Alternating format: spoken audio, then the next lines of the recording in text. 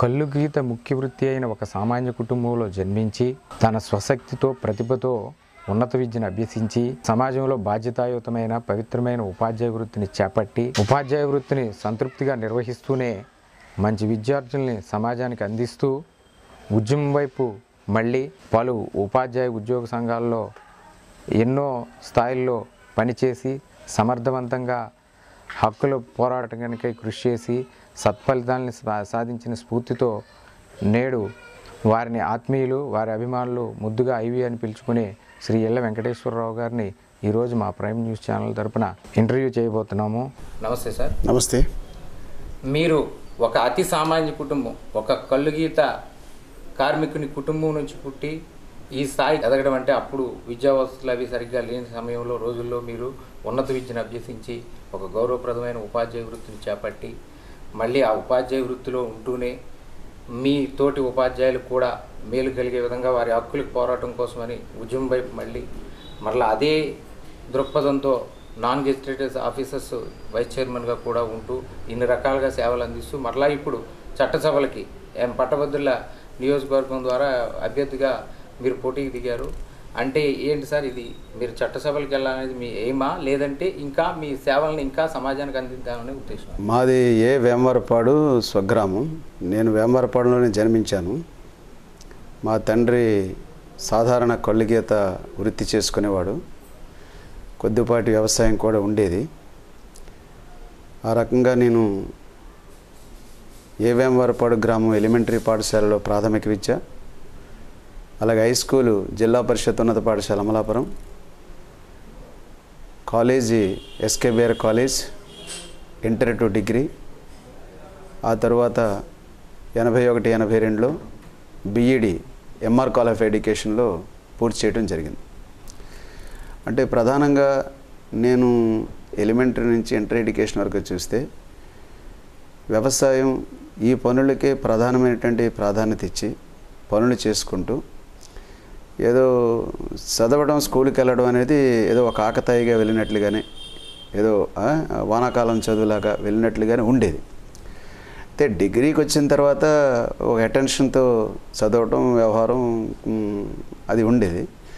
ప్రధానంగా నా యొక్క వ్యాసంగం అంతా కూడా వ్యవసాయపు పనితోటే ఉండేదని చెప్తున్నా.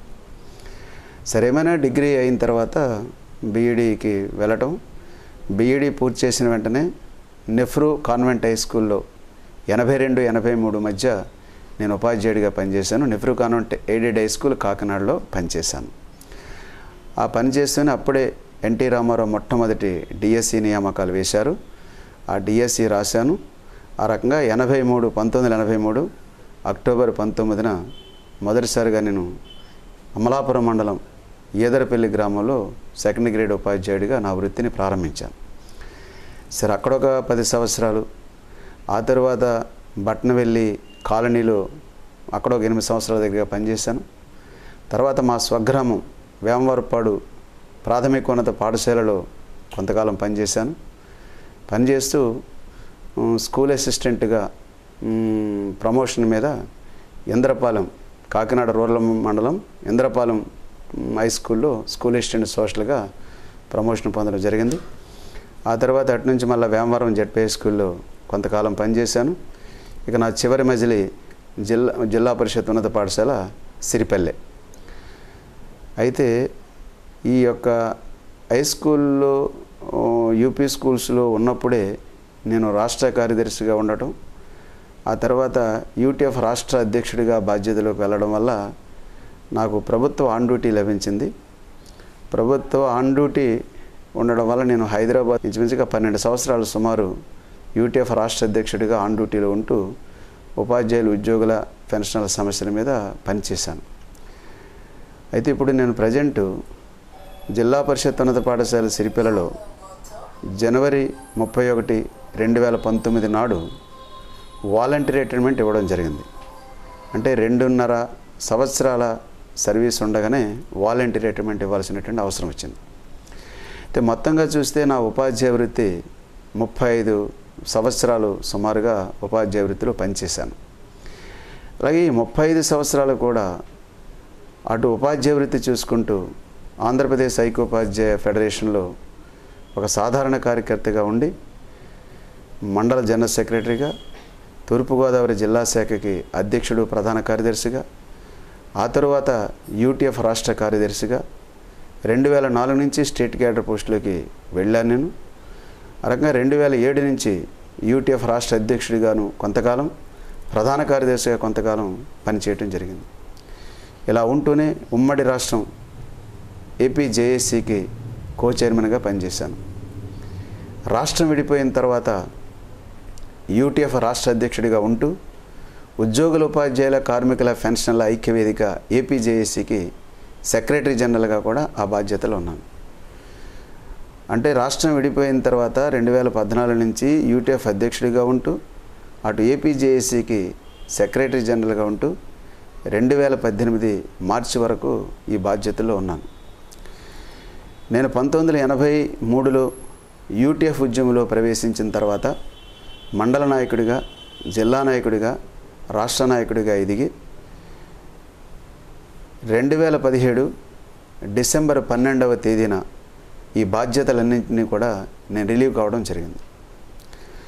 అలాగే యూటీఎఫ్లో ఉంటూనే school teachers federation of India అంటే అఖిల భారత ఉపాధ్యాయుల సమాఖ్యకి నేను జాతీయ ఉపాధ్యక్షుడిగా, కార్యదర్శిగా కూడా 2018 మే నెల వరకు అందుట్లో బాధ్యతలు ఉన్నాను.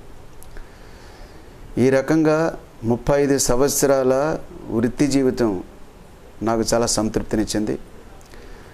కోరికనే నేను ఉపాధ్యాయ వృత్తిలోకి వచ్చాను కాబట్టి ఉపాధ్యాయ వృత్తికి ఎక్కడ అన్యాయం చేయకూడదని చెప్పి పిల్లల మధ్యనే ఒక మంచి టీచర్గా పాఠాలు చెప్పేటువంటి పని ఈ కాలం అంతా చేశానని చెప్పి చెప్తున్నా. ఆ రకంగా ఉపాధ్యాయ వృత్తి జీవితం చాలా గొప్ప సంతృప్తినిచ్చిందని చెప్పి చెప్తున్నాను. అదే సందర్భంలో ఉద్యమ జీవితం కూడా ఎందుకు సంతృప్తినిచ్చిందంటే నా కాలం 35 సంవత్సరాల ఉపాధ్యాయ ఉద్యమ కాలం.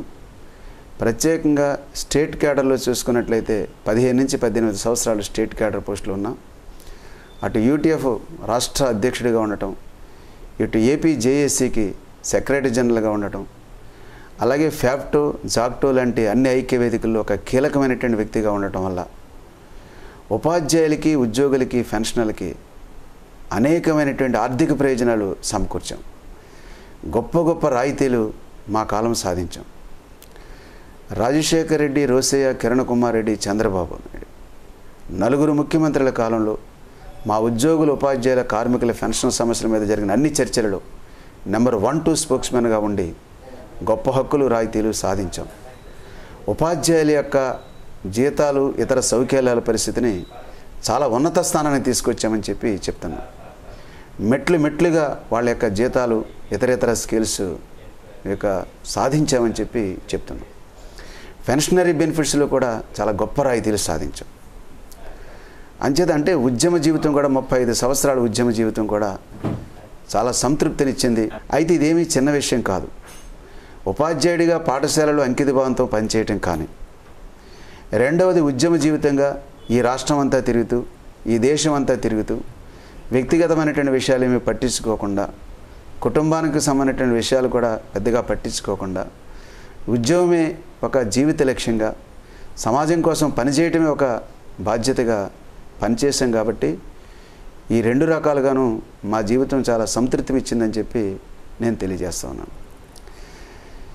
ఇంతే కాదు, ప్రభుత్వానికి సంబంధించినటువంటి అనేక రకాల కమిటీల్లో నేను సభ్యుడిగా ఉన్నాను. పాఠశాల విద్యారంగానికి సంబంధించినటువంటి service rules committee, rationalisation committee, అట్లాగే ఉద్యోగుల ఆరోగ్య పథకానికి సంబంధించినటువంటి హెల్త్ కార్డ్స్ మేనేజ్మెంట్ కమిటీ, అట్లాగే స్టీరింగ్ కమిటీ లాంటి ఉన్నత ప్రభుత్వ కమిటీల్లో కూడా నేను సభ్యుడిగా ఉన్నాను. ఈ కమిటీల్లో ఉండడం ద్వారా విద్యారంగానికి సంబంధించి ఎలిమెంటరీ, యూపీ, హై స్కూల్లో ఉపాధ్యాయుల స్టాఫ్ ప్యాటర్న్ రూపొందించడంలో, అంటే స్టాఫ్ ప్యాటర్న్ అంటే ఒక ఎక్కువ మంది ఎలిమెంటరీలో 1 క్లాస్ 1 టీచర్ అని, యూపీలో తగినంత మంది ఉపాధ్యాయులు, స్కూల్ అసిస్టెంట్ ఉండేటట్లుగా, హై స్కూల్లో కూడా పిల్లల సంఖ్యకు అనుగుణంగా మరి ఉపాధ్యాయులు ఉండేటట్లుగా ఒక కొత్త స్టాఫ్ ప్యాటర్న్ రూపొందించి ఇవాళ పాఠశాల విద్యను కూడా అలా బలోపేతం చేసాం. అంటే పబ్లిక్ ఎడ్యుకేషన్ సిస్టానికి గొప్ప మేలు చేసాం మా కాలం అని చెప్పి తెలియజేస్తున్నాను. అలాగే ఉద్యోగుల ఆరోగ్య పథకం స్కీమ్కి సంబంధించి కూడా కాలానుగుణంగా అనేకమైనటువంటి మార్పులు చేసి అది అందరికీ అంటే ఈ రాష్ట్ర ప్రభుత్వం ఇప్పుడు 8 లక్షల మంది ఉపాధ్యాయులు, ఉద్యోగులు అయితే పెన్షనర్లు అయితే 4 లక్షల మంది ఉద్యోగులు అనుకుంటే 4 లక్షల మంది పెన్షనర్లు ఉన్నారు. ఉమ్మడి రాష్ట్రం అయితే 12 లక్షల మంది. అయితే మొత్తంగా వీళ్ళకి దాన్ని ఉపయోగకరమైనటువంటి పద్ధతిలో దాన్ని తీసుకొచ్చేదానికి కూడా ప్రయత్నం చేశాం. అట్లాగే ఎయిడెడ్ మేనేజ్మెంట్స్ అని చెప్పి వాళ్ళు జీతాల పరిస్థితి కానీ ఇతర సౌకర్యాలు కానీ చాలా అన్యాయంగా ఉండేది. ఎయిడెడ్ విషయాలు, ఎయిడెడ్ ఉపాధ్యాయులకు సంబంధించి అనేక సమస్యలు ఈ కాలంలో పరిష్కరించుకుంటూ వచ్చాం. అలాగే మున్సిపల్ మేనేజ్మెంటు అది కూడా ఒక వివక్షతో ఉండేటువంటి పరిస్థితి. మున్సిపల్ ఉపాధ్యాయులకు సంబంధించిన సమస్యలు కూడా దాదాపుగా అన్ని పరిష్కారం చేసుకుంటూ వచ్చాం. అలాగే ట్రైబల్ వెల్ఫేర్ పాఠశాలలు ఉండేవి, వాటికి సంబంధించిన విషయాలు కూడా అనేక విషయాలు మేము పరిష్కారం చేసుకుంటూ వచ్చాం. అంటే మేనేజ్మెంట్ ఏదైనప్పటికీ కూడా ప్రభుత్వం ఒక ఉత్తర్వులు ఇస్తే అన్ని రకాల మేనేజ్మెంట్లకు అయితే సమానంగా వర్తించేటట్లుగా మేము ప్రయత్నం చేయడం జరిగింది. ఇక ఏపీజేఏసీ సెక్రటరీ జనరల్గా ఉన్నాం కాబట్టి ఒక ఉపాధ్యాయుల సమస్యలే కాకుండా ఉద్యోగులకు సంబంధించినటువంటి పెన్షన్లకు సంబంధించినటువంటి సమస్యలు కూడా ఈ 4 ముఖ్యమంత్రుల దగ్గర చర్చ చేసి కొన్ని ప్రయోజనాలు రాబట్టే అవకాశం నాకు దొరికింది. ఆ రకంగా కూడా అక్కడ కూడా మంచి సక్సెస్ అచీవ్మెంట్స్ మేము సాధించామని చెప్పి తెలియజేస్తున్నాను. ఇదంతా ఒక ఉద్యమపరమైనటువంటి కోణానికి సంబంధించింది. ఇక ఎమ్మెల్సీ ఎన్నికలకు సంబంధించి చూసినట్లయితే 2007లో శాసనమండలి పునరుద్ధరణ జరిగింది. 2007 నుంచి నేను 2017 చివరి వరకు నేను యూటీఎఫ్ రాష్ట్ర బాధ్యతలో ఉన్నాను. ఈ కాలంలో జరిగినటువంటి అన్ని ఎన్నికల్లో, అటు టీచర్స్ ఎన్నికల్లో కానీ ఇటు గ్రాడ్యుయేట్స్ ఎన్నికల్లో కానీ రెండింట మేము పోటీ చేస్తూ వచ్చాం. అంటే గతంలో మాకు ఎట్లా ఉండేదంటే ఉపాధ్యాయ ఉద్యమం కేవలం ఉపాధ్యాయ నియోజకవర్గాల్లో మాత్రమే పోటీ చేసేవారు. కానీ 2007లో మేము తీసుకున్నటువంటి కొత్త విధానం ఏంటంటే ఎలిమెంటరీ టీచర్లు కూడా చాలా గ్రాడ్యుయేట్స్ ఉన్నారు, అనేక ఉద్యోగ ఉపాధ్యాయ కార్మిక పెన్షన్ సంఘాల్లో కూడా చాలా గ్రాడ్యుయేట్స్ ఉన్నారు. అంచేత మనమంతా ఒక యూనిటీ కాబట్టి గ్రాడ్యుయేట్ స్థానాలు కూడా ఎవరో పొలిటీషియన్స్ లేకుంటే కార్పొరేట్స్ లేకుంటే ఎవరో పెట్టుబడిదారులకు అప్పచెప్పడం ఏంటి, ఇక్కడ కూడా మన యొక్క రిప్రజెంటేటివ్స్ ఉంటే మంచిది అని చెప్పి గ్రాడ్యుయేట్ స్థానంలో పోటీ చేసి వచ్చాం. అంటే ఉమ్మడి రాష్ట్రం 8+8 8 టీచర్స్ 8 గ్రాడ్యుయేట్ స్థానం, ఈ అన్నింట పోటీ చేసి అన్నింట మేము గెలుస్తూ వచ్చాం. ఆ రకంగా ఉమ్మడి రాష్ట్రంలో మొదటిసారి జరిగినటువంటి ఎన్నికల్లో మేము 10 పోటీ చేసి 8 స్థానాలు గెలుచుకున్నాం. అంటే భారతదేశ పార్లమెంటరీ చరిత్రలో ఇది చాలా అపూర్వమైనటువంటి విజయం. ఒక ప్రత్యామ్నాయ రాజకీయ వేదికన రకంగా మేము నిర్మించగలిగామని చెప్పి చెప్తున్నాం. ఆ తర్వాత ఖాళీ అయినటువంటి అన్ని స్థానాలకు మేము పోటీ చేస్తూ వచ్చాం. ఆ రకంగా ప్రతి స్థానం కూడా గెలుచుకుంటూ కూడా వచ్చాం. కేవలం తూర్పు పశ్చిమ గోదావరి జిల్లాలో మాత్రం 1, 2, 3 సార్లు మేము ఈ స్థానాలు రూజ్ అయ్యాం. అంటే ముఖ్యంగా కార్పొరేట్ శక్తులు వాటి ప్రలోభాలు పెట్టి గిఫ్టులు ఇచ్చి క్యాష్ ఇచ్చి రకరకాల పద్ధతిలో పోల్ మేనేజ్మెంట్ చేసి ఏదో 3 సార్లు మా మీద స్వల్ప మెజారిటీతో గెలిచినా ఇక్కడ జార్జ్ విక్టర్ గ్రాడ్యుయేట్ నుంచి గెలిపించుకున్నాం, రాము సూర్యారావు లాంటి ఆయన కూడా గ్రాడ్యుయేట్ నుంచి గెలిపించుకున్నాం. అంటే ఉమ్మడి రాష్ట్రం నుంచి చూసుకున్నట్లయితే ఒక ఆదిలాబాద్, కరీంనగర్, నిజామాబాద్ మినహా మిగిలిన 20 జిల్లాలలో మేము గెలిపించినటువంటి గ్రాడ్యుయేట్ టీచర్ ఎమ్మెల్సీలు ఉన్నారు. ఆ రకంగా వీళ్ళందరూ కూడా ప్రోగ్రెసివ్ డెమోక్రటిక్ ఫ్రంట్ శాసనమండలి సభ్యులుగా శాసనమండలిలో పెద్ద పాత్ర పోషించారు. చొక్కా రామయ్య లాంటి ఆయన ఈ ప్రోగ్రెసివ్ డెమోక్రటిక్ ఫ్రంట్కి చైర్మన్గా వ్యవహరించాడు. ఆ రకంగా ఉమ్మడి రాష్ట్రంలో మా పీడీఎఫ్ ఎమ్మెల్సీలు అటు శాసనమండలిలో ఉంటూ ఇటేమో బయట పోరాటాలకు మద్దతు ఇస్తూ ఉద్యమాలకు మంచి చేయూతనిచ్చారు.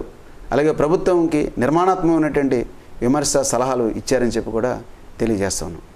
ఆ రకంగా పీడీఎఫ్ ఎమ్మెల్సీలకు ఒక మంచి క్రెడిబిలిటీ వచ్చిందని చెప్పి కూడా తెలియజేస్తా ఉన్నాను. ఇక రాష్ట్రం విడిపోయిన తర్వాత కూడా ఈ ఎమ్మెల్సీ ఎన్నికల్లో పోటీ చేస్తూ వచ్చాం. ప్రస్తుతం మేము ఈ యొక్క అంటే 5-5గా ఉన్నాయి. ఇప్పుడు రాష్ట్రం విడిపోయిన తర్వాత 50 స్థానాలు ఇటువైపు వచ్చినాయి. ఈ 5-5 పోటీ చేసి ఇప్పుడు మేము 4+1గా ఉన్నాం. అంటే 4 పీడీఎఫ్ శాసన మండలి సభ్యులు ఉంటే ఒకరు మేము బలపరిచినటువంటి అభ్యర్థి ఉన్నారు. 5 స్థానాల్లో మేము ఇప్పుడు ఉన్నాం అన్నమాట. ఈ తర్వాత 5 స్థానాల్లో ఇప్పుడుంటే ఇప్పుడు 3 స్థానాలకు ఎన్నికలు జరుగుతున్నాయి. కృష్ణా, గుంటూరు నుంచి కేఎస్ లక్ష్మణరావు పోటీ చేస్తున్నాడు. అట్లా ఇక్కడ నేను తూర్పు పశ్చిమ గోదావరి నుంచి నేను పోటీ చేస్తున్నాను. ఉత్తరాంధ్ర నుంచి రఘువరం నుంచి పోటీ చేస్తున్నాను. అంటే మేమందరం కూడా ఇప్పుడు ఉపాధ్యాయ సంఘాలు, ఉద్యోగ సంఘాలు, కార్మిక సంఘాలు, పెన్షన్ సంఘాలు, మధ్యతరగతి సంఘాలు ఇట్లాంటి వాళ్ళందరూ బలపరిచినటువంటి అభ్యర్థిగా మేము పోటీలో ఉన్నాం. అయితే 2007 నుంచి 2017 వరకు జరిగినటువంటి ఎన్నికలు చూసినట్లయితే 12 సంవత్సరాల కాలంలో 13 మంది శాసనమండలి సభ్యుల్ని 21 సార్లు గెలిపించాం. అంటే ఇది వాస్తవంగా భారత పార్లమెంటరీ చదువుకు ఒక గ్రేట్ విక్టరీ. అంటే మా ఎన్నికలు సెలక్షన్ కూడా ఏమిటంటే విద్యారంగ మేధావుల్ని మేము సెలెక్ట్ చేసాం పెద్దల సభకి పంపించాలని చెప్పి. రెండవది ప్రజా ఉద్యమాల్లో సుదీర్ఘకాల అనుభవం ఉన్నటువంటి వాళ్ళని పంపించాం. ఈ 2 రకాల కేటగిరీస్ని మేము సెలెక్ట్ చేసి ఆ రకంగా శాసన మండలికి పంపించామని తెలియజేస్తున్నాం. అంటే మంచి వ్యక్తుల్ని పెట్టాం, పెద్దల సభకి ఎన్నదగిన వాళ్ళు పెట్టాం. వీళ్ళు మీరు గెలిపించుకున్నట్లయితే ఈ సమాజానికి పెద్దల సభలో ఇది ఉపయోగకరంగా ఉంటుందని చెప్పి మాత్రమే ఒక ప్రయోగం చేసాం. ఆ రకంగా వీళ్ళందరినీ గెలిపించామన్నమాట. అంతే తప్ప ఏదో గెలవడం కోసం ఏదో మాయమాటలు చెప్పి గెలిచిన తర్వాత ఏదో ఆయన సొంత వ్యవహారాలు చక్కబెట్టుకునేటట్టుగా మాత్రం చేయలేదు. అంటే మా పీడీఎఫ్ ఎమ్మెల్సీ ఎన్నికల విధానం ఎట్లా అంటే మా విధానం అంటే అభ్యర్థి తను ఖర్చు పెట్టడం, అంటే పోటీ చేయడానికి అవసరమైనటువంటి ఖర్చు అభ్యర్థి తన మీద వేసుకోవడం నెంబర్ 1. రెండోది ఓటర్కి ₹1 కూడా ఏదో ప్రలోభాలు పెట్టడానికి ₹1 కూడా ఓటర్కి ఇచ్చేటువంటి పరిస్థితి ఉండదు. మూడో విషయం ఏంటంటే గెలిచిన తర్వాత ఈ ఎమ్మెల్సీ పదవి అనేది ఆయన సొంత వ్యవహారం కాదు. ఒక ఉద్యమం ద్వారా నీకు ఈ పదవిని అప్పచెప్పాను తప్ప మీ ఎమ్మెల్సీ వ్యవహారం నీ సొంత వ్యవహారం కాదు. అందువల్లనే 365 రోజులు కూడా ప్రజల మధ్య ఉండాలి. ఉంటే కౌన్సిల్ జరిగినప్పుడు కౌన్సిల్లో ఉంటాడు, బయట మాత్రం నిరంతరం ప్రజల మధ్యన ప్రజా పోరాటాల మధ్యన లేకుంటే అనేక సంఘాలు పెట్టుకునేటువంటి సమావేశాల మధ్యన ఉంటూ దానికి మద్దతు ఇస్తూ ఏదైనా సమస్యలు ఉన్నట్లయితే అది ముఖ్యమంత్రి మంత్రులు అధికారుల దగ్గర రిప్రజెంట్ చేసేటువంటి వాళ్ళకి ఉంటారు తప్ప ఆయన ఏదో ఎమ్మెల్సీ ద్వారా ఏదో సంపాదించే కోసం పోగేసుకోవడం అనేటువంటి వ్యవహారాలు ఇందులో ఉండవని చెప్పి నేను తెలియజేస్తున్నాను. అందుకనే మా ప్రోగ్రెసివ్ డెమోక్రటిక్ ఫ్రంట్ అభ్యర్థులందరూ కూడా జూబిలీ బంజారాహిల్స్లో అందరు ఎమ్మెల్యేలకి అందరూ ఎమ్మెల్సీలకి రాష్ట్ర ప్రభుత్వం ఉచితంగా ఇళ్ల స్థలాలు ఇచ్చింది. 500 చతురపు గజాల స్థలాన్ని ప్రతి ఎమ్మెల్యే ఎమ్మెల్సీకి ఇచ్చింది. అంటే ఈనాటి రేటు ప్రకారంగా 3.5-4 కోట్లు ఖరీదు చేసే స్థలాలు మా పీడీఎఫ్ ఎమ్మెల్సీలు అందరూ ఈ యొక్క ఇళ్ల స్థలాలు మాకు వద్దని చెప్పి సింప్లీ రిజెక్ట్ చేశారు. నేను ఇందుకోసం మేము రాలేదు, మాకు కేవలం ప్రజల సమస్యల పరిష్కారం కోసం ఏదో ఈ శాసనమండలికి వచ్చాను తప్ప ప్రభుత్వం ఇచ్చే రాయితీలన్నీ దండుకోవడానికి మాత్రం మేము రాలేదని చెప్పి సింప్లీ రిజెక్ట్ చేశారు. రెండవది ఎమ్మెల్సీ ద్వారా కొంత జీతాలు అలవెన్సులు రావచ్చు, ఇది కూడా ఏదో ఆ వ్యక్తి యొక్క ఎమ్మెల్సీ యొక్క సొంత వ్యవహారం కాదు. నువ్వు ఒక నియోజకవర్గం అంటే 2 జిల్లాలు లేదా కొన్ని నియోజకవర్గాలు 3 జిల్లాలు, ఆ రకంగా ఎమ్మెల్సీ జీతం కూడా మా అభ్యర్థి యొక్క సొంత వ్యవహారంగా ఉండదు. అంచేత ప్రభుత్వ రాయితీలు తీసుకోకుండా ఉండటం, ఇటు ఎమ్మెల్సీకి వచ్చిన జీతాన్ని ప్రజా ఉద్యమాలకు ఖర్చు చేయటం, ఇది ఈ మోటోతో పీడీఎఫ్ పనిచేస్తుందని చెప్పి నేను తెలియజేస్తున్నాను. ఇప్పుడు మేము 5 ఉన్నాం, ఈ 3 స్థానాలు గెలిపించినట్లయితే మొత్తంగా మా బలం 8 అవుతుంది, 10-8 అవుతుంది. అంటే శాసన మండలిలో ప్రతిపక్ష హోదా కంటే ఎక్కువ అన్నమాట. ఆ రకంగా 8 మేము టార్గెట్గా పెట్టుకుని విజయం సాధించాలని చెప్పి ప్రయత్నం చేస్తూ ఉన్నాం. అయితే ఇందాక మీరు ప్రశ్న అడిగారు, ఎందుకు మీరు ఎమ్మెల్సీగా రావాలని చెప్పి అనుకున్నారని. ఇప్పుడు నేను 21 మంది శాసనమండలి సభ్యులను గెలిపించినప్పుడు నేను రాష్ట్ర అధ్యక్షుడిగా ఉన్నాను. అయితే నా వరకు నేనైతే మాత్రం ఇలాంటి రాజ్యాంగ బాధ్యతలకు రావాలని మాత్రం నేను అనుకోలేదు. ఎందుకంటే ఒక ఉద్యమకారుడిగా గొప్ప విజయాలు సాధించాననేటువంటి ఒక సంతృప్తి నాకుంది. అయితే శాసనమండలి సభ్యుడిగా ఉన్న నాకు ఒక వ్యక్తిగతమైనటువంటి అభిప్రాయం ఏంటంటే మా శాసనమండలి సభ్యులు విభిన్నంగా ఉన్నారు, విభిన్నంగా మాట్లాడారు, వెలువెలకే కట్టుబడి ఉన్నారు. కానీ ప్రభుత్వాలు మేము చేసినటువంటి మంచి సూచనల్ని సలహాలని పాటించేటువంటి పద్ధతులు లేవు. అందువల్ల మేము ఏం చెప్పినప్పటికీ కూడా ఈ ప్రభుత్వాలు వాళ్ళు ఇష్టం వచ్చినట్టు చేసుకెళ్తున్నారు తప్ప మా మాట విని వ్యవహారం చేసి మార్పులు తీసుకోండి అంటే కొన్ని చోట్ల విన్నారు, కొన్ని మార్పులు తీసుకొచ్చాం అనుకోండి. అందువల్ల ఇలాంటి వ్యవస్థలో మనం ఒకళ్ళిద్దరం ఒక విభిన్నంగా ఉండి వ్యవహారం చేసినప్పుడు కూడా వ్యవస్థీకృతంగా పెద్ద మార్పులు ఏమి చేయలేమనేటువంటిది నా యొక్క వ్యక్తిగతమైనటువంటి అభిప్రాయం. అందుకనే వాస్తవంగా నేను ఈ యొక్క ఎమ్మెల్సీ రాజ్యాంగ బాధ్యతలోకి రావాలని అనుకోలేదు. అయితే మొదటి నుంచి సంఘంలో కానీ లేకుంటే ఇటు ఎమ్మెల్సీ ఎన్నికలు కానీ నాకేమీ పార్లమెంటరీ భ్రమలు ఏమీ లేవు. అంటే ఉద్యమంలో పలానా స్థానాలకు ఎదగాలి, పలానా పోస్టు పోట్లాడి సంపాదించుకోవాలి, లేకుంటే ఎమ్మెల్సీ స్థానాలు మనం అడిగి మనకు పెద్ద ఇమేజ్ ఉంది కదా ఈ స్థానంలోకి మనం పోవాలని చెప్పినటువంటి అలాంటి భ్రమలు మాత్రం నాకు లేవని చెప్తున్నాను. అందుకనే ఇప్పుడు కాదు, ఇంతకుముందు కూడా 2 ఎన్నికల్లో నా పేరుని రాష్ట్ర కమిటీ ప్రతిపాదించింది, నేను సింప్లీ రిజెక్ట్ చేశాను. ఉద్యమంలో ఉన్నాం కదా, ఉద్యమం ద్వారానే గొప్ప విజయాలు సాధిస్తాం, ఉద్యమాన్ని ముందుకు తీసుకెళ్తాం, ఆ రకంగా ప్రభుత్వంతో పోరాడతాం. ఎమ్మెల్సీ కంటే ఇది ఉద్యమం చాలా కీలకమైంది. ఉద్యమం బలంగా ఉంటే ఎమ్మెల్సీలు ఆటోమేటిక్గా మనం గెలిపించుకునే పరిస్థితి ఉంటుందని చెప్పాను. అయితే ఇప్పుడు అటు యూటీఎఫ్ ఉద్యమం కానీ లేకుంటే ప్రోగ్రెసివ్ డెమోక్రటిక్ ఫ్రంట్ కానీ మీరు తప్పనిసరిగా ఎమ్మెల్సీలో పోటీ చేయాలని చెప్పి ఒక మ్యాండేటరీగా చెప్పడం వల్లే నాకు కన్సెంట్ ఇచ్చాను. అందువల్ల ఇప్పుడు గ్రాడ్యుయేట్ ఎమ్మెల్సీ అభ్యర్థిగా రంగంలో ఉన్నాను. ఇప్పుడు ఆ రకంగా నేను పీడిఎఫ్ గెలిచి పీడిఎఫ్ గ్రూపులోకి వెళ్ళి ఏం చేస్తామనంటే ఖచ్చితంగా పీడిఎఫ్ లక్ష్యాలు ఏదైతే ఉన్నాయో విభిన్నమైన రాజకీయాలు, విభిన్నంగా ఉండటం, విధానాల వైపు ఉండటం. ప్రభుత్వాలు ఎవరైనా కావచ్చు, మేము ఏ ప్రభుత్వానికి వంత పడలేదు. ప్రభుత్వ విధానాల వైపు కూడా మేము ఒరిగిపోలేదు. ప్రభుత్వ విధానాలు ప్రజలకు నష్టం కలిగించినట్లయితే ఆ విధానాలు ఖచ్చితంగా వ్యతిరేకించి వస్తాం. ఆ రకమైనటువంటి స్వతంత్రత మా పీడిఎఫ్ ఎమ్మెల్యేలకు ఉంది. ఎందుకంటే పార్టీలుగా గెలిచినటువంటి వాళ్ళు పార్టీ రాజకీయాలకే పరిమితం అయిపోతారు. వాళ్ళు పార్టీ విధానాన్ని వ్యతిరేకిస్తూ మాట్లాడేటువంటి పరిస్థితి ఉండదు. మా వరకు మేము స్వతంత్రులం. పార్టీ ప్రభుత్వాలు అధికారంలో ఉన్నటువంటి పార్టీలు ఎలాంటి తప్పుడు నిర్ణయాలు తీసుకున్నప్పుడు కూడా మేము దాన్ని వ్యతిరేకించి ఎండగట్టేటువంటి అవకాశం మాకుంది. ఆ రకమైనటువంటి పాత్ర శాసనమండలిలో పోషించాం. అందువల్ల ఇప్పుడు మేము గ్రాడ్యుయేట్ ఎమ్మెల్సీగా ఎన్నికైతే ఏం చేస్తాం, ఏ విషయాలు మాట్లాడదామంటే మాకు 35 సంవత్సరాలు ఒక ప్రజా జీవితం ఉంది. దాని కొనసాగింపే ఈ రాజకీయ జీవితం.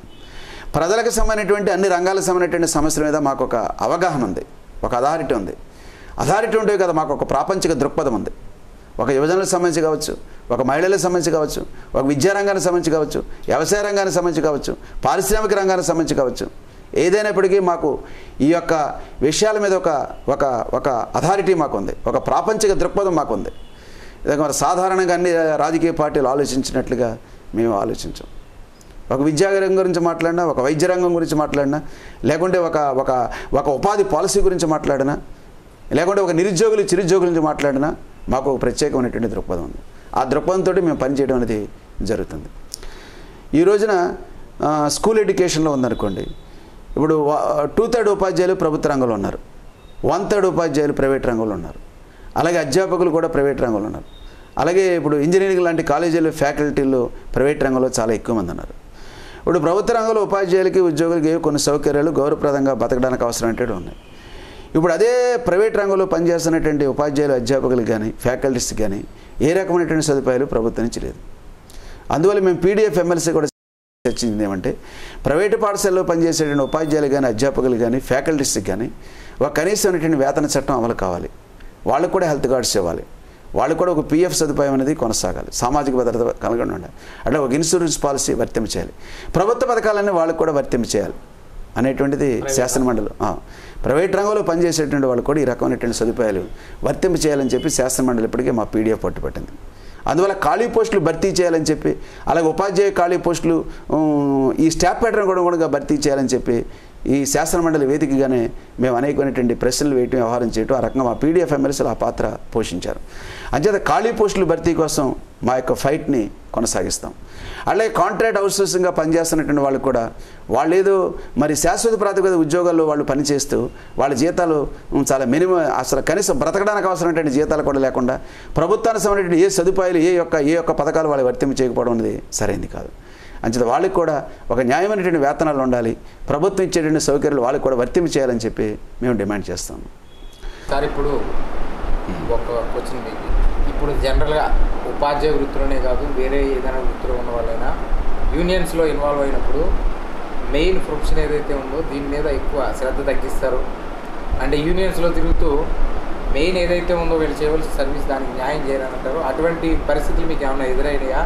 లేదంటే రెండింటినీ సమానంగానే మీరు బ్యాలెన్స్ చేస్తూ ఇటు వృత్తికి అన్యాయం జరగకుండా అటు సేవా దృక్పథానికి కూడా మీకు సేవా రంగానికి మీరు చేసే సేవలు కూడా ఇబ్బంది కలగకుండా బ్యాలెన్స్ చేయగలిగారా? లేదంటే ఏమన్నా మీకు సమస్యలు ఎదురైనాయా? ఉపాధ్యాయ సంఘ నాయకుడిగా ఉండటం వల్ల పాఠశాలలకి హాజరయ్యేటువంటి రోజులు తగ్గుతాయి. అయితే సాధారణ ఉపాధ్యాయులు తమకున్న సెలవుల్ని వ్యక్తిగతమైనటువంటి పనులు వ్యవహారం కూడా ఉపయోగించుకుంటే మా సంఘ నాయకులుగా ఉన్నటువంటి వాళ్ళు ఆ సెలవులన్నింటినీ కూడా 22 సెలవులని కూడా ఉద్యమానికి ఉపయోగిస్తారు. అట్లా ఆర్గనైజేషన్గా వచ్చే 21 సెలవులు కూడా ఉద్యమానికి ఉపయోగిస్తారు. అయితే ఎంత ఉద్యమంలో అట్లాగే కొన్ని ఉద్యమ అవసరాల కోసం ఆఫ్ ఏ లీవ్లు లేకుంటే లీవ్ అండ్ లాస్ ఆఫ్ లీవ్లు పెట్టాల్సి వస్తుంది. అయితే అది వృత్తికి ఎగ్గొట్టడం కాదు, ఒక ఉద్యమ పనిలో ఉండటం వల్ల స్కూల్లో పనిచేసేదానికి ఆ రకమైన నష్టం వస్తుంది.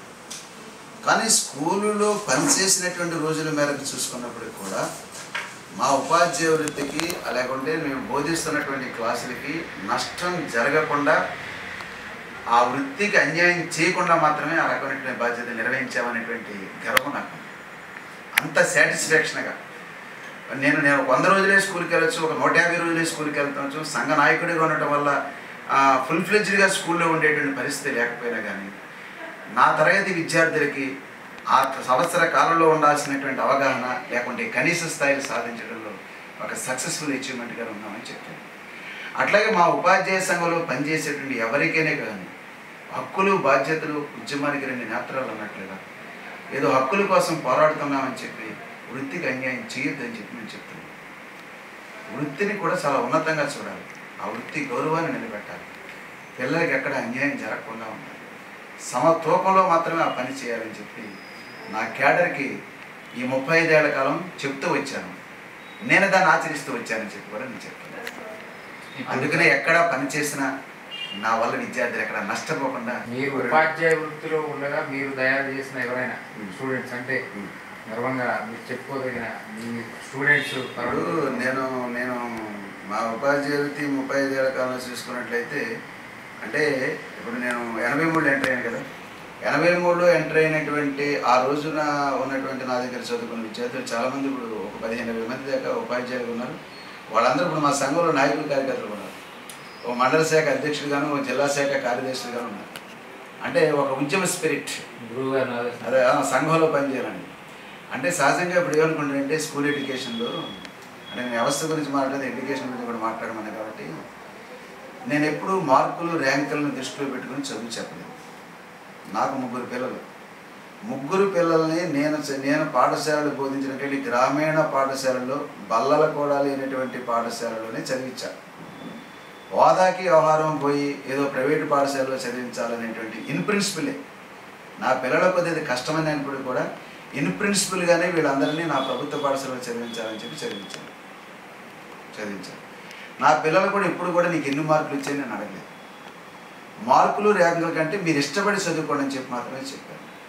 ఏదో దగ్గరుండి ఇది చదువు అది చదువు, అందులో మార్కులు వచ్చాయి, ఇందులో మార్కులు వచ్చాయి, ఎందుకు తక్కువ వచ్చినాయి, ఎందుకు ఎక్కువ వచ్చినాయి, అది ఎందుకు రాలేదు, ఇది ఎందుకు రాలేదు అనేటువంటి పద్ధతులు నిలదీసేటువంటి వ్యవహారం చేయలేదు. నా పిల్లల పట్ల వ్యవహారం చేయలేదు, విద్యార్థుల పట్ల వ్యవహారం చేయలేదు. అంటే ఇప్పుడు ఎడ్యుకేషన్ అంతా ఎట్లా అయిపోయిందంటే తల్లిదండ్రులకి వాళ్ళ కోరికలన్నీ వాళ్ళ పిల్లల మీద తీర్చేసుకునేట్లుగా, వాళ్ళ కోరిక అనుగుణంగానే వాళ్ళు చదవాలనుకునేటట్లుగా ఇది చేస్తున్నారు. తప్పట్లేదు. ఇప్పుడు పిల్లలకి నువ్వు గైడ్ చేయి, నువ్వు ఇది చదువుకుంటే మంచిది, అది చదువుకుంటే మంచిది, ఇలా ఉంటే మంచిది, అలా ఉంటే నువ్వు గైడ్ చేయాలి తప్ప నువ్వు ఒత్తిడి చేసి ఎవరన్నా అంటే కుటుంబాలలో తల్లిదండ్రుల ఒత్తిడి, ఇక స్కూళ్ళల్లో కాలేజీలో యాజమాన్యాల ఒత్తిడి, అక్కడ ఉండేటువంటి ఉపాధ్యాయుల యొక్క ఒత్తిడి. ఎడ చేస్తారు ఈ ఒత్తిడి అని చెప్తున్నాను. అంటే ఒత్తిడి లేకుండా వాడు ఇష్టపడి చదువుకుంటే అది ఒత్తిడి అనిపించదు. నువ్వేదో దాన్ని నువ్వు నిబంధనలో చట్టంలో ఇమిట్ చేసి చదివిస్తే చదువుతుంది. ఇప్పుడు ఇవాళ అందరూ కూడా 10/10 రావాలని చెప్పి అంటున్నారు. నేను ఎందుకు రావాలని ప్రశ్నిస్తున్నా. ఇప్పుడు నువ్వు స్వతహాగా చదువుకొని నీ పాఠ్యాంశాలు అర్థమైన వారికి 35 మార్కులతోటి పాస్ అయ్యావు అనుకుందాం. లేదు 40 మార్కులతో పాస్ అయ్యి, లేకపోతే 60 మార్కులతో పాస్ అయ్యి 70 మార్కులు. ఇవి ఒకప్పుడు గ్రేటే కదా. ఒకప్పుడు ఏ రకమైనటువంటి మాల్ ప్రాక్టీస్ చేయకుండా ఒక ఒక ఒక ఒక విద్యార్థి ఆ పరీక్షలో ఎంత తెచ్చుకోగలిగాడు అనేటువంటిది చాలా ఉన్నతమైనటువంటి వ్యవహారం కదా. ఇప్పుడు నువ్వేదో సిలబస్ని యాంత్రికంగా చెప్పేసి పాఠాలు చెప్పడం కంటే ప్రశ్నలు సమాధానం చదువుకుని పాస్ కావడమే గొప్ప విషయం అయిపోయింది. ఇది ఎడ్యుకేషన్ యొక్క లక్ష్యాన్ని నెరవేర్చదని చెప్పి నేను చాలా అద్భుతం. అందుకనే నేను ముఖ్యమంత్రి దగ్గర నుంచి మంత్రుల దగ్గర నుంచి అధికారుల వరకు, లేకుంటే గవర్నమెంట్ ఎగ్జామ్స్ దగ్గర నుంచి SCRT వరకు యుద్ధం అంతా చేసుకొని వచ్చాను. చదువుని ఇట్లా పరిమితం చేయదు. కార్పొరేట్ విద్య కూడా. కార్పొరేట్ విద్య మీద నా అభిప్రాయం ఏంటంటే అదొక ఒత్తిడి చదువులు, అదొక ఆత్మహత్యల చదువులు, అదేనా సమాజానికి పనికిరానటువంటి విద్యా వ్యవహారం. అంటే నువ్వు మార్కులు ర్యాంకుల కోసమే యగాదిగా బట్టి చదివించాలంటే నీ కాలేజీ కూడా అవసరం లేదంటాను. ఎవడో ట్యూటర్ దగ్గర నుంచి చదివించుకోవచ్చు. నీకు అర్థం కాకపోయినప్పుడు కూడా చదివేసి కూడా పరీక్ష రాసేయచ్చు. నువ్వు టీచర్ కూడా అక్కర్లేదు దానికి. అంతే కదా. డిఎస్సి కూడా రాసేయచ్చు, మాస్టర్ కూడా అయిపోవచ్చు. అది చదువు లక్ష్యం అని కాదు. కాన్సెప్ట్స్ అర్థం కావాలి, సమాజాన్ని అర్థం చేసుకోవాలి, ప్రకృతిని అర్థం చేసుకోవాలి. ఆ అర్థమయ్యేటువంటి పద్ధతిలో ఆ చదువు ఆ ప్రాసెస్ జరగాలి. పాఠం చెప్పడం మానేసి ప్రశ్నలు చెప్పి, పాఠం చెప్పడం మానేసి ప్రశ్నలు జవాబులు చదువుకునే విద్య ఏ రకమైన విద్య అవుతుంది? ఇప్పుడు సమాజం మీద తెలియచెప్పాలి కదా, ప్రకృతి మీద తెలియచెప్పాలి కదా. అట్లాంటి విద్యా విధానం కోసం నేను ఫైట్ చేస్తాను. ఇప్పుడు కూడా అదే ఫైటింగ్ మా విధానం ఏమి యూటీఎఫ్ ప్రిన్సిపల్ ఏమి మారదు. ఈ విధానం మీద ప్రభుత్వాలు ఎంటాయా వినవా అనేది వేరే విషయం. అది పరిస్థితి. ఇవాళ తల్లిదండ్రులకు కానీ కుటుంబాలకు కానీ సమాజం కానీ అర్థం చేసుకోవాల్సిన విషయం. ఒక సిస్టమేటిక్గా ఉండేటువంటి ప్రభుత్వ ఎడ్యుకేషన్ మానేసి ఏ కార్పొరేట్ కల్చర్లో పోయి లేకుండా అన్ని సబ్జెక్టులు ఇంగ్లీష్ మీడియంలో చదవాలని చెప్పి ఇంగ్లీష్ నేర్పు, ఇంగ్లీష్ని ఒక స్పోకెన్ లాంగ్వేజ్గా లేపు, ఇంగ్లీష్ భాష మీద అథారిటీ రప్పించు, ఒక సబ్జెక్ట్గా చెప్పు. నువ్వు అన్ని మీడియంలో చెప్పాల్సిన అవసరం వచ్చింది. ఇంగ్లీష్లో సబ్జెక్టుగానే చేతగానేటువంటి ప్రభుత్వాన్ని ఇంగ్లీష్ మీడియం పెట్టేసేవారు. అంటే కార్పొరేట్ కాలేజీలో మాత్రం ఇంగ్లీష్ మీడియంగా పెట్టేసినంత మాత్రాన ఇంగ్లీష్ మీడియం ఉద్ధరించి పడిపోతుంది ఏంటి? వాడి ఇంటి దగ్గర మాట్లాడేది తెలుగే, బజార్లో మాట్లాడేది తెలుగే, అతని ఇంటి దగ్గర సంభాషణ చేసే అవకాశం ఉండదు. ఏ భాషని మనం ఏం తక్కువ చేసిన పని లేదు. హిందీ నేర్చుకోవచ్చు, ఇంగ్లీష్ నేర్చుకోవచ్చు, అన్ని భాషలు నేర్చుకోవచ్చు. ఏదేమైనప్పుడు కూడా ఈ యొక్క మూల్యాంకన విధానం కానీ సిలబస్ కానీ లేకుంటే బోధనకు సంబంధించి కానీ అది ఇప్పుడు ఉన్న ఎడ్యుకేషన్ అనేది అంత సంతృప్తిగా లేదని చెప్తుంది. అది ఈ మార్పుల కోసం మేము కొన్ని ప్రయత్నాలు చేసాం, కొన్ని సాధించాం. మీ ప్రభుత్వాలకు కూడా సూచనలు చేసాం ఈ ప్రాసెస్ చేసాం. వారిని ఇంప్లిమెంట్ చేయడంలో సరిగ్గా డెసిషన్ తీసుకోవడంలో అసలు ఇప్పుడు ఈ ప్రభుత్వ ఎడ్యుకేషన్ ఉన్నటువంటి వాళ్ళే కార్పొరేట్ కల్చర్ బాట నడుస్తున్నారు. నా వాదన ఏంటంటే ఇప్పుడు పబ్లిక్ ఎడ్యుకేషన్ బాట కార్పొరేట్ వాళ్ళు అనుసరించాలి, కార్పొరేట్ బాట పబ్లిక్ ఎడ్యుకేషన్ సిస్టంలో ఉన్నటువంటి ఐఏఎస్ అధికారులు అమలు జరపమని మా మీద ఒత్తిడి చేస్తున్నారు. అది పరిస్థితి. ఇది జరిగేది కాదు. అది ఇప్పుడు ప్రైవేట్ వ్యవస్థలు అన్నంత మాత్రాన ఒక సామాజిక నియమావళి ఒక చట్టం నుంచి బయట అతీతంగా ఉండేటువంటి అవకాశం ఉండదు. ఒక కామన్ సిస్టమ్ ఉండాలి. నువ్వు సెలవులు కావచ్చు, చదువులు కావచ్చు, సిలబస్ కావచ్చు, బోధన కావచ్చు, ఒక కామన్ సిస్టమ్ ఉండాలి. ప్రైవేట్కి పబ్లిక్ అంతే. నువ్వు ప్రైవేట్ ఇప్పుడు ఒక ఆర్టీసీ బస్సు ఉంది, ఒక ప్రైవేట్ బస్సు ఉంది. నీ ఇష్టమైన ప్రైవేట్ బస్సు అంటే నీ ఇష్టంగా నెక్స్ట్ వచ్చి నడిపోతావా, లేకుంటే నువ్వు ప్రభుత్వ బస్సు 70 కిలోమీటర్ల దూరం 60 కిలోమీటర్ స్పీడ్ వెళ్ళాల్సింది ప్రైవేట్ బస్సు 150 కిలోమీటర్ 200 కిలోమీటర్ పోతావేంటి? బాగోదా? అందుకని ఒక పద్ధతి ఉండాలి కదా. మేనేజ్మెంట్ తేడా కావచ్చు, కానీ ప్రజల సమాజ విధానంలో కామన్గా ఉండాలి కదా. శాసనమండలికి పోటీ చేయాలి, చట్టసభలకు వెళ్ళి అధికార దర్పం ప్రదర్శించాలనే భ్రమ కానీ ఆసక్తి కానీ నాకు ఈనాడు లేదు. ఉపాధ్యాయ వృత్తిని విజయవంతంగా నిర్వహిస్తూనే ఉద్యమం వైపు మళ్ళీ సాటి ఉపాధ్యాయుల ఉద్యోగుల హక్కుల పరిరక్షణకై అనేక ఉపాధ్యాయ ఉద్యోగ సంఘాల్లో నాయకునిగా పనిచేసి వీరి అభిమానులు అలాగే సాటి ఉద్యోగస్తులు ఉద్యోగ సంఘాలు ఆకాంక్ష మేరకే నేను ఎమ్మెల్సీగా పోటీ చేస్తున్నాను తప్ప నాకు మరో ఉద్దేశం లేదు అని ఐవి రావు గారు చాలా స్పష్టంగా చెప్పి ఉన్నారు. కాబట్టి ఇటువంటి వ్యక్తిని ఉభయ గోదావరి జిల్లాల శాసనమండలి సభ్యునిగా ఎన్నుకొని చట్టసభలకు పంపించినట్టయితే కనుక ఒక పక్క వారి ఉద్యమ కాలంలో ప్రభుత్వాలకు చేసిన సూచనలు సలహాలు ప్రభుత్వాలు పెడంచెవిని పెట్టడం జరిగిందని అంటున్నారు. కాబట్టి వాటిని సాధిస్తూ వాటితో పాటుగా సమాజంలో కూడా సమూలమైన మార్పులను తీసుకురావడానికి ఇటువంటి వారు చట్టసభల్లో ఉండటం చాలా మంచి విషయమని పట్టభద్రుల ఎమ్మెల్సీ స్థానం నుంచి కనుక ఐవి రావు గారిని పట్టభద్రులందరూ ఒక సదుద్దేశంతో గెలిపించినట్టయితే కనుక వీరి వల్ల సమాజానికి ఎంతో మేలు జరుగుతుంది. ఓకే సార్, పోటీలో మీరు శాసనమండలికి ఎన్నికయ్యి మీరు విజయం సాధించిన తర్వాత మీ విజయోత్సాహంలో భాగంగా మళ్ళీ మిమ్మల్ని ఇంకోసారి ఇంటర్వ్యూ చేసే అవకాశం మాకు కల్పించాలని కోరుకుంటూ సెలవు తీసుకుంటున్నాను.